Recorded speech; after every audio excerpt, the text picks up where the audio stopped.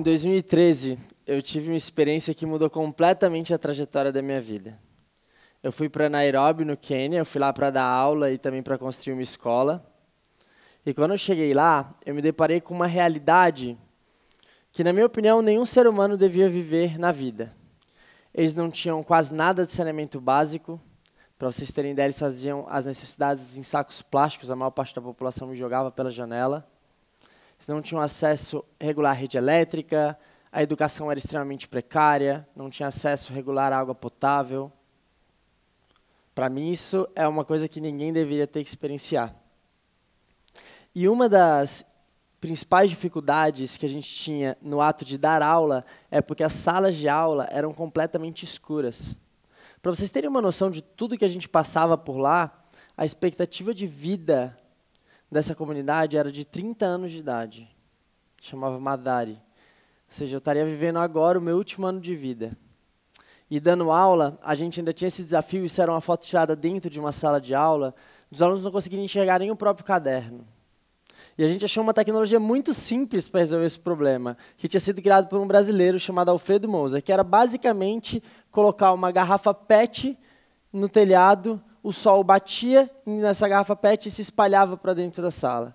Eu lembro bem quando a gente fez a nossa primeira instalação, e essa é uma foto dela, que mostra o antes e depois. Isso era a sala antes, a gente está tampando com balde, isso é a sala depois. E quando a gente viu a diferença que simplesmente uma garrafa PET podia fazer iluminando aquela sala de aula, foi que a gente falou, não, está aí um projeto para a gente fazer durante todo o nosso tempo de intercâmbio. E foi durante esse tempo de intercâmbio que aconteceu algo muito forte na minha vida, que foi quando, pela primeira vez, eu senti que, pelo motivo que eu acordava, o meu trabalho, o meu dia a dia, não era uma coisa esporádica, só no Natal, só numa época do ano, não, mas o meu trabalho, o meu labor, estava gerando algo para o mundo. Estava tentando equilibrar um pouco essa balança que está tão desequilibrada. E, para mim, manter esse sentimento vivo era uma coisa muito essencial na volta para o Brasil. Porque muitas vezes a gente acha que a pobreza só está lá no Quênia. Não, você vai para a África e você vai ver a pobreza. Você vai para a Ásia e você vai ver a pobreza. E eu falo para vocês, hoje, com quem já trabalha com isso há 5 anos, que eu desafio que qualquer pessoa que pegue um carro e em 15 minutos de um centro urbano, você encontra uma favela, uma comunidade, em situações muito parecidas com essa que eu encontrei quando eu estava no Quênia. Então, quando eu voltei para o Brasil, eu pensei, tá, o que eu vou fazer para manter esse sentimento vivo dentro de mim? E aí eu descobri que ainda tinham 2,7 milhões de brasileiros sem acesso à energia elétrica e que esse mesmo projeto que eu fazia no Quênia também poderia ser um ótimo projeto para fazer no Brasil. Eu juntei com mais 2 amigos, a gente fundou essa ONG chamada Litro de Luz Brasil. Já existia essa marca nas Filipinas, se chamava Little of Light, e a gente fundou ela aqui no Brasil. E, basicamente, a gente começou fazendo a mesma coisa. A gente olhava comunidades que não tinham acesso à rede elétrica e falava, vamos colocar uma garrafa no telhado dessas casas. Só que aí já vem um problema que é muito comum, um erro muito comum de pessoas que vão trabalhar na área social, que vêm de um lugar de privilégio, que nem eu venho, que é ter uma prepotência muito comum de a gente achar que a gente sabe a solução para o problema do outro. Então, para mim era simples, eu já tinha uma solução pronta, que era essa garrafa, eu já sabia como colocar ela em telhados, e eu via que tinha população que não tinha acesso regular à energia elétrica. Eu falava, logo vocês vão querer uma garrafa. Sendo que, na verdade, a dona Maria, que está nessa foto, que foi a primeira instalação, provavelmente ela ficou assim, tá, vou deixar esses meninos entrarem aqui, porque eles estão insistindo muito e estão dizendo que vai ser bom para mim. Mas no final, gente, sinceramente, ela deve ter olhado e falado assim, meu Deus, esses meninos subiram no meu telhado, fizeram um buraco com uma serra-copo, uma furadeira, sujaram minha casa inteira para botar uma garrafa que, na verdade, na minha opinião, nem faz tanta diferença assim, nem está iluminando tanto, porque eu já tenho uma certa iluminação natural dentro de casa e à noite, como ela não funciona, e também durante o dia quando estiver escuro, porque está frio, alguma coisa assim, for fechar a janela, a maior parte das casas em área urbana no Brasil tem um gato, pelo menos de luz elas têm. E essa é a realidade que a gente vive. E o que a gente deveria estar fazendo, na verdade, era ficar em silêncio e ouvir a comunidade. Entender qual que é a sua demanda, qual que é o seu problema em relação à iluminação. E aí sim tentar achar uma solução que responda diretamente a esse problema. E foi isso que a gente começou a fazer, depois de 1 ano dando muito errado, a verdade é essa. E quando a gente começou a fazer isso, a gente viu que a necessidade era de iluminação pública. As pessoas precisavam de iluminação pública nas ruas, porque era muito inseguro andar à noite em várias comunidades urbanas e também em comunidades isoladas. E aí, na época eu morava em Brasília, eu fui na UNB, conheci a Enetec, que era a empresa júnior de engenharia elétrica da UNB, e eu lancei esse desafio. Vamos criar uma solução que possa iluminar essas comunidades à noite, porque hoje a única coisa que a gente tem é uma garrafa PET. E foi aí que, depois de 2 meses, a gente criou a nossa primeira tecnologia e, depois de 6 meses, a gente fez a primeira instalação. Essa é uma foto em Vila Beira-Mar, uma favela no Rio de Janeiro, que, basicamente, hoje a gente utiliza placas solares, baterias e lâmpadas LEDs para levar iluminação noturna, não só para áreas urbanas do Brasil, mas principalmente para regiões isoladas, como comunidades ribeirinhas e quilombos. E só foi a partir do momento que a gente resolveu se silenciar que o litro de luz começou a expandir muito pelo Brasil. E a gente começou a ser reconhecido. Esse é um dos principais prêmios a nível global do meio ambiente, chama St. Andrews Prize for the Environment. Foi uma premiação na Escócia de $100 mil, que foi o que permitiu que a gente realmente começasse os nossos trabalhos na Amazônia. Além disso, a gente hoje já engajou mais de 200 voluntários pelo Brasil fixo, 200 voluntários que trabalham no litro de luz. A gente tem funcionários contratados. A gente já impactou a vida diretamente de mais de 10 mil pessoas. E aí, eu gostaria de mostrar um pouquinho para vocês, um vídeo para vocês entenderem melhor qual que é essa trajetória desde o início e o que a gente tem feito hoje em algumas comunidades pelo Brasil.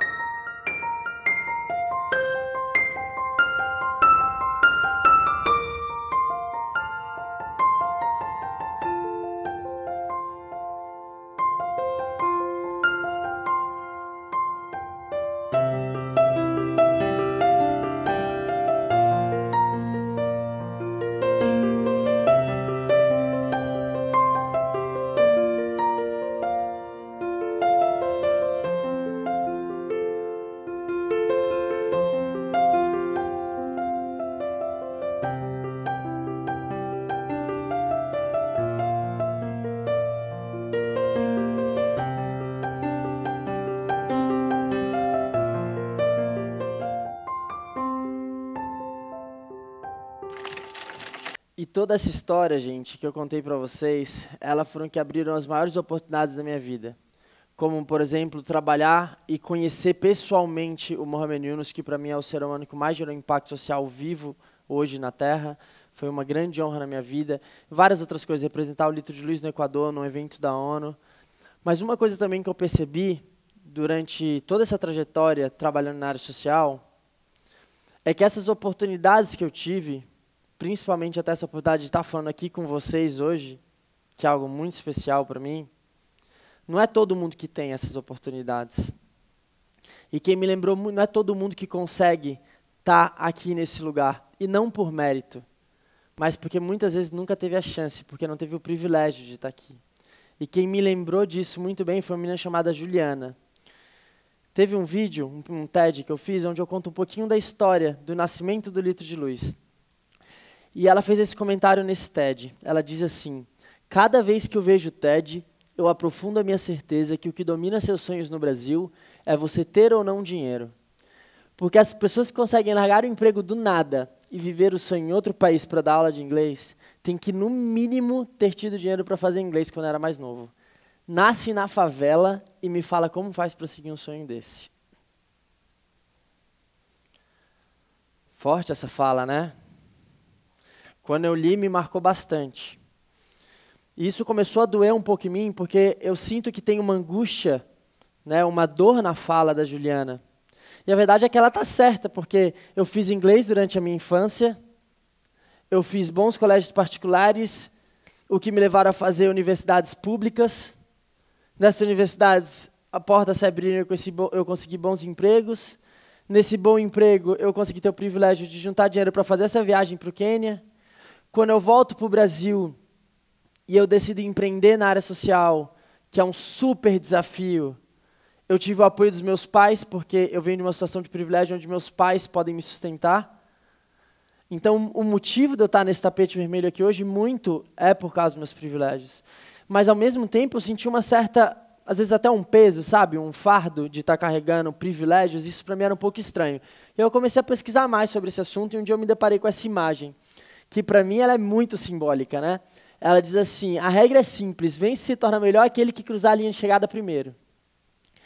E é forte para mim, porque para mim o conceito de sucesso hoje está muito entre aquela linha de chegada. Está na linha de chegada, a gente vê a pessoa na linha de chegada e diz que aquela pessoa é bem-sucedida. Sem olhar qual foi o caminho que ela teve que percorrer para estar ali. E para mim, eu fiquei pensando, cara, eu me identifico de várias maneiras com esse cara, porque eu sou branco, eu sou homem, eu sou hétero. Então, dentro de todos os halls de privilégios, eu acumulo vários deles. Mas também eu comecei a ver que esse cara ele tem um caminho muito mais livre para chegar em situações de poder. Porque para ela chegar numa situação de poder, onde ela possa mudar a própria realidade, é muito mais difícil. Então também qual que é a minha responsabilidade, que foi eu me questionei, a partir do momento que eu entendo que o meu caminho é mais fácil para chegar nessa linha de poder, nessa linha de chegada, talvez para eu voltar aqui, vamos supor que essa menina fosse a Juliana, voltar aqui destruindo esses obstáculos, para tornar a vida dela um pouco mais fácil, ou para eu acabe com esses obstáculos para que próximas gerações não possam fazer isso, não precisem passar por essa mesma vida. Ou mais ainda, como que eu consigo dar as ferramentas para ela, para que ela consiga destruir facilmente esses obstáculos? E foi isso que eu comecei a refletir muito durante a minha trajetória, e porque, na verdade, gente, na essência, se vocês forem pesquisar na essência do ser humano, nós somos todos iguais. O potencial que a gente tem é o mesmo. Tem um conceito que eu amo, que para mim é o melhor conceito de pobreza que existe, que por coincidência vem do Mohamed Yunus, onde ele diz que pessoas pobres são pessoas bonsai. O que ele quer dizer com isso? Diz que uma semente que você planta numa floresta, onde ela tem todo o espaço para crescer e os nutrientes, ela pode chegar a uma árvore de 10, 20, 30, 50 metros de altura. Mas você pega essa mesma semente, você planta ela num pote, ela vai crescer em 20 centímetros, ela vai crescer 30. Ela vai parecer que nem aquela árvore grande, mas aqui, nesse tamanho. Porque ela não teve o espaço suficiente para ela crescer. E a pobreza é isso. A gente nunca deu espaço, a sociedade nunca deu espaço para que essas pessoas pudessem florescer no seu máximo potencial. Elas nunca tiveram esses nutrientes. Isso dói para mim, porque isso me lembra muito do meu tempo, quando eu estava na África, quando eu estava no Quênia. Será mesmo que eu posso chegar para as meninas da minha escola, que estudavam lá, como a Mônica, por exemplo, e falar assim, Mônica, fica tranquila que é só você se esforçar muito que você vai alcançar o que eu alcancei. É só você se esforçar muito. Quando a expectativa de vida dela é de 30 anos de idade, quando a alimentação dela na primeira infância e na primeiríssima infância foi terrível, só à base de carboidrato, isso já comprometeu completamente o desenvolvimento cognitivo dela para o resto da vida, e só aí você já está perpetuando a pobreza muitas vezes. Isso muda até na estrutura física de uma pessoa, a alimentação que ela teve. Será mesmo que esse conceito de meritocracia pode ser colocado numa situação como essa? E para mim um exemplo muito clássico disso, que eu gosto de dar, é desse bebê que está nessa foto. Esse bebê que está nessa foto é filho de um queniano. E ele poderia ser como qualquer outra daquelas crianças que estavam na minha escola, na escola que eu dava aula. Vivendo a mesma realidade, com uma expectativa de vida daquelas. Mas ele foi criado por uma mãe que cuidava muito da educação dele. E ele foi criado num ambiente, numa terra muito fértil, onde ele poderia estudar, onde ele teve acesso à tutoria. E basicamente essa semente floresceu ao ponto de se tornar um dos homens mais poderosos do mundo. E na essência, quando eu olho para essa criança, eu sei que ela teve o mesmo potencial que todas aquelas outras crianças que eu mostrei para vocês. E para mim, o grande presente de você entender a sua situação de privilégio, porque nem toda semente, gente, que você planta numa terra fértil, ela vai florescer. Nem toda semente, não é isso que eu estou querendo dizer. Mas a beleza de você entender o seu privilégio é entender que o seu privilégio é uma oportunidade para que você possa alcançar o seu potencial. Porque tem muita gente que, por mais esforçado que seja, nunca foi colocado nessa situação de poder, mesmo com todo o seu esforço, florescer em toda a sua potência. E aí me dói muito quando eu vejo amigos, por exemplo, que estão seguindo carreiras totalmente desconectadas de si mesmo, quando eles têm todos os privilégios do mundo para mudar de faculdade, porque um pai pode arcar com isso, ou pode resolver se aventurar e fazer uma viagem, ou mudar de emprego, porque ele tem uma família que tem uma estrutura que pode permitir. Quantas pessoas aqui simplesmente não podem nem escolher o trabalho que elas têm? Porque ela tem que acordar, não pode nem escolher estudar. Imagina poder escolher o trabalho que tem, porque tem que acordar 4 horas da manhã para chegar no trabalho, porque tem que ajudar dentro de casa. Quantos jovens precisam ajudar os pais, precisam ajudar os avós? E para mim entender, e cada um aqui tem sua situação de privilégio e sabe qual que é. Cada um tem sua única situação de privilégio. Para mim, uma das pessoas que mais me inspira na minha vida, que eu tenho muita gratidão por ela, é o seu Nelson, que é esse da foto. E hoje é aniversário dele, por coincidência. Seu Nelson, ele é o nosso voluntário menos novo, como ele gostaria de dizer, no Litro de Luz. Ele está fazendo hoje 68 anos. Quando a gente estava voltando da nossa primeira ação da Amazônia, que é essa foto que vocês estão vendo, eu brinco que só um japonês de 66 anos consegue fazer isso, né? A gente estava no fundo desse barco, voltando da nossa primeira ação, num momento muito bonito, onde todo mundo estava manifestando o que tinha sentido, como tinha sido essa experiência para cada um. Tinha sido a nossa primeira grande aventura no Litro de Luz. E todo mundo compartilhou, e no final o seu Nelson veio trazer a mensagem dele. E quando ele veio trazer a mensagem dele, ele já começou chorando, e aí lascou, porque já todo mundo começou a chorar. E ele manifestou assim, ele falou: gente, eu trabalhei mais de 30 anos na mesma empresa. E foi aqui, no Litro de Luz, com 66 anos de idade, que pela primeira vez eu encontrei meu lugar no mundo. Eu queria agradecer muito vocês por isso. Eu agradeço muito a ele por isso, porque ele que possibilitou isso. E para mim aí que está a beleza também da gente lutar contra essa cultura que pressiona a gente a encontrar o nosso propósito ontem. Uma criança de 18 anos já tem que encontrar o propósito dela com 20 anos. Para mim o Seu Nelson é uma grande inspiração que mostra para a gente que os nossos privilégios da nossa vida vai bater na porta várias vezes, trazendo oportunidades para que a gente possa encontrar o nosso lugar no mundo. E eu espero muito aqui que todo mundo possa encontrar o seu. Obrigado, gente.